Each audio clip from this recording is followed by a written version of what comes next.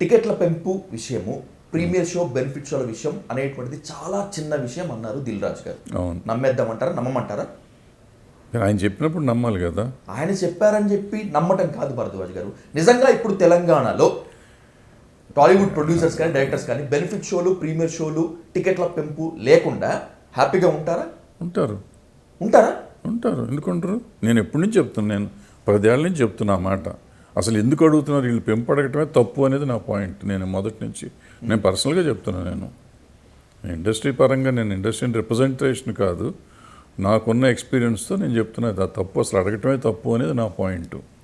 కావాలనుకుని వెళ్తున్నారు. ఇప్పుడు ఆయన అన్నాడు కదా, ఇప్పుడు నేను అన్నది నేను ఎప్పటి నుంచి 10 ఏళ్ళ నుంచి చెప్తున్నా. దిల్ రాజు గారు నేను అన్నాడు అది అనవసరం, చాలా చిన్న పాయింట్ అన్నాడు. నిజంగా చిన్న పాయింట్. ఎందుకంటే మీకు సినిమాలు ఇప్పుడు నేను వాళ్ళే లిస్టు చూస్తున్నా, 312 సినిమాలు రిలీజ్ అయినాయి తెలుగులో ఈ సంవత్సరంలో 2024లో. 312 సినిమాల్లో ఎన్ని సినిమాలకి థియేటర్ టికెట్ రేట్లు ఉంటాయి? 6 సినిమాలు 7 సినిమాలు కదా. 7 సినిమాలది ఇండస్ట్రీ సమస్య ఎట్ అవుతుంది? 7 ఇండివిజువల్ సమస్య అవుతుంది. టికెట్ ఇప్పుడు మీరు ప్రొడ్యూసర్లకి, డైరెక్టర్లకి, ఆర్టిస్టులకి అంటున్నారు, 6 సినిమాలకి సంబంధించిన కథ అది. మిగిలిన 312 సినిమాలకు కాదుగా. 306 మందికి సంబంధం లేని సమస్య. మెజారిటీకి ఉన్నది సమస్య అవుతుంది, కానీ కొంతమంది ఇండివిజువల్స్కి ఉన్నది సమస్య ఎట్ అవుతుంది?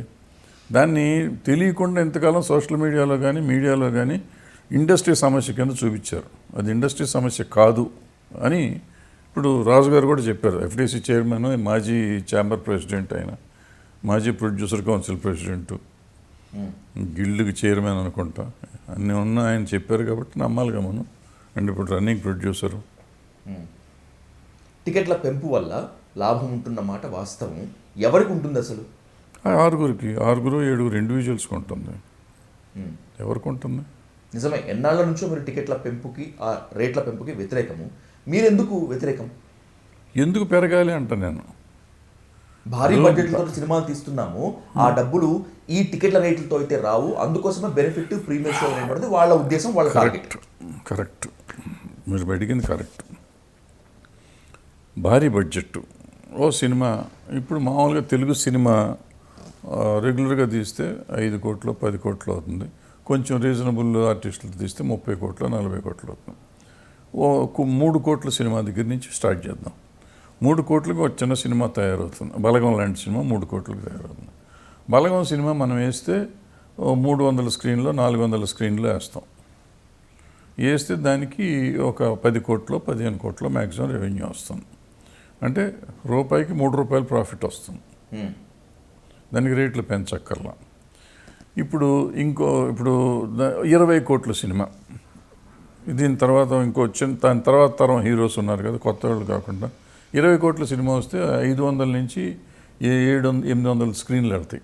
అంటే స్క్రీన్స్ పెరుగుతున్నాయి. స్క్రీన్స్తో పాటు రెవెన్యూ పెరుగుతూ ఉంటుంది. 300 స్క్రీన్లకి 10 కోట్లు వస్తాయి. 700 స్క్రీన్లకి అంటే కెపాసిటీ ఉంటుంది, క్రౌడ్ పుల్ చేయగలుగుతాడు ఆ హీరో. చేస్తే 700 స్క్రీన్ల మీద అతనికి 20 కోట్లకి వెళ్తానికి ఉంటుంది. 20-30 కోట్లు చేస్తుంది సినిమా బాగుంటే. అదే ఇంకొంచెం పెద్ద హీరోలతో ఉంది, 100 కోట్ల సినిమా అనుకుందాం, 60 కోట్ల సినిమా అనుకుందాం. కొంచెం 60 కోట్ల సినిమా వెళ్తే 1000 స్క్రీన్లకు వెళ్తుంది. వెళ్తే 1000 స్క్రీన్లకు వెళ్తే మీకు అది 100 కోట్లు 80 కోట్లు ఏదో చేస్తుంది. మీరు చెప్పే 100 కోట్లు హీరోలు ఉండి 300 కోట్లు 400 కోట్లు అయితే 1500 స్క్రీన్లు. ఇప్పుడు దీనికి ఈ బలగం అనే సినిమా చెప్పాను, 3 కోట్ల సినిమాకి హిందీ డబ్బింగ్ ఉండదు దాంట్లో. ఓటీటీ రైట్స్ రావు. అంటే బలగంలాగా హిట్ అయితే ఓటీటీ రైట్స్ వస్తాయి, అట్లాగే హిందీ డబ్బింగ్ రాదు. ఓవర్సీస్ మార్కెట్ ఉండదు దీనికి. ఇప్పుడు మీరు చెప్పే 20 కోట్లు దాటిన తర్వాత 40 కోట్ల దగ్గర నుంచి వచ్చే సినిమాకి హిందీ డబ్బింగ్ డబ్బులు వస్తాయి. ఫస్ట్ ఓపెనింగ్లోనే 10 కోట్ల నుంచి 50-60 కోట్లు 100 కోట్ల దాకా వెళ్తాయి డబ్బింగ్ రైట్స్. ఇప్పుడు అవి వస్తాయి. తర్వాత ఓటీటీ కూడా ముందే కొంటారు, అది కూడా 10 కోట్ల నుంచి 50 కోట్ల దాకా కొంటారు. అట్లాగే ఓవర్సీస్ 3 కోట్ల నుంచి 10 కోట్లు 20 కోట్ల దాకా కొంటారు. అంటే వీళ్ళు ఎక్స్ట్రా డబ్బులు పెడుతున్నాయన్నీ ఇక్కడ రికవర్ అయిపోతున్నాయి. ఇది కాకుండా నెంబర్ ఆఫ్ స్క్రీన్స్ ఎక్కువ చేస్తారు. ఇప్పుడు మనకు తెలుగు వాళ్ళు మాట్లాడేవాళ్ళు, భాష మాట్లాడేవాళ్ళు ప్రపంచం అంతా కలిపి 15 కోట్లు ఉన్నారు. మిగతా 6 కోట్లకు కూడా అవైలబుల్ అవుతుంది. అది కాకుండా హిందీకి తమిళ్కి, కన్నడానికి, మలయాళానికి కూడా డబ్బింగులు చేస్తున్నారు. అన్ని భాషల్లోనూ. అంటే దగ్గర దగ్గర ఈ 140 కోట్ల ప్రజలకి అందుబాటులోకి వెళ్తున్నాయి ఆ సినిమాలు. ప్లస్ ఓవర్సీస్ వెళ్తుంది. ఎంత అవుతుంది అప్పుడు? నీకు డబ్బులు వస్తాయిగా, నీకు ఎందుకు రావు? నీ టార్గెట్ ప్రపంచ జనాభా. ఈ చిన్న సినిమా బలగం సినిమా టార్గెట్ ఈ 8-9 కోట్లే. ఈ 140 కోట్లు టార్గెట్ చేస్తున్న సినిమా ఒకటి, 9 కోట్లు టార్గెట్ చేస్తున్న సినిమా ఒకటి. 9 కోట్ల జనం చూసినప్పుడు అది నీకు టికెట్ రేట్ అంతే ఉంటుంది. 150 కోట్లు 140 కోట్లు చూస్తే అదే రేట్ ఉన్నా కానీ 140 కోట్లు చూస్తారుగా.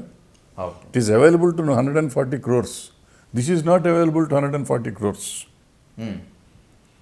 సో నీకు ఇప్పుడు అర్థమైందా నీకు? అవును సార్. రేటు పెంచక్కర్లేదని తెలిసింది కదా. అవును.